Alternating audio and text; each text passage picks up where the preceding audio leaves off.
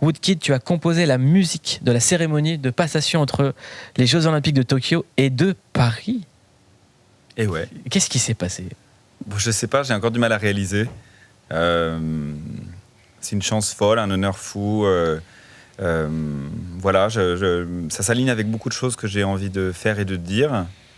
C'est un sujet qui m'intéresse, parce que le sujet du sport m'a toujours intéressé. Voilà, j'ai encore du mal à en revenir, mais c'était surtout chouette parce que c'était une collaboration avec la maîtrise de Radio France et la maîtrise de Bondy et l'Orchestre National de France chez Radio France. Donc c'est des ensembles que moi j'admire beaucoup, avec qui j'ai toujours rêvé de travailler. Donc c'est très particulier de pouvoir avoir cette connivence avec ces gens-là, quoi. Ta musique a déjà fait le tour du monde plusieurs fois.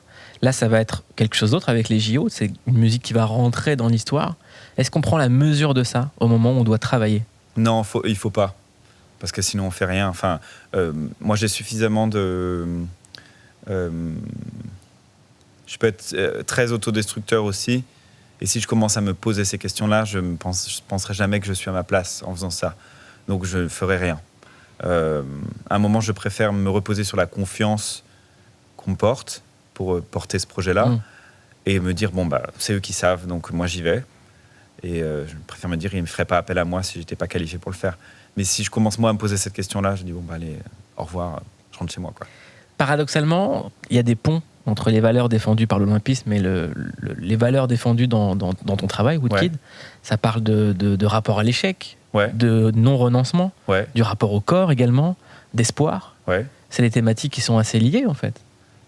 Oui, et puis en fait, ça a été beaucoup dans les discussions avec Tony Stanguet et le comité olympique, etc.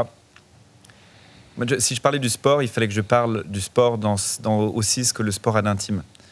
Le rapport des sportifs à leur corps est très, très particulier. C'est un sujet très intéressant artistiquement à traiter. Le corps qui se brise, le corps qui se régénère, le corps qui devient meilleur. L'idée de la performance, c'est quoi la performance ? En quoi c'est du physique, en quoi c'est du mental ? C'est des valeurs qu'on peut trouver partout, en fait, qui peuvent faire écho à la vie de l'intime, à la relation amoureuse, à moi, ma carrière, à ce que c'est que la vie en général. Donc, ça m'intéressait beaucoup, cette idée de répétition, cette idée d'amplification, cette idée de chute, de rebond. Donc, quand j'ai travaillé autour de tout ça, sur la composition de la musique, parce que c'était du pain béni en termes d'inspiration. C'est quoi la flamme, pour filer la métaphore olympique, parce qu'on est des foufous des métaphores, c'est quoi la flamme qui t'anime ? Alors, l'espoir. L'idée que... c'est l'espoir, mais pas dans n'importe quel contexte. L'espoir dans une reconnaissance honnête de la noirceur du monde, de la violence du monde, de son ingratitude, de sa...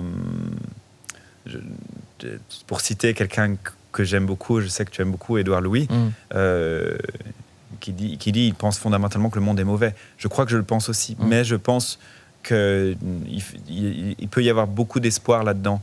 Et pour moi, le premier moment d'espoir, c'est la reconnaissance de ça.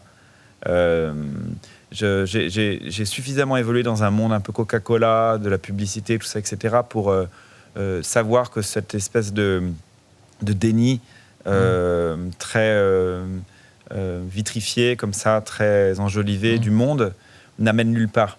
Il faut passer par la case qui gratte, quoi, par la case un peu sombre, pour que la lumière soit d'autant plus lumineuse.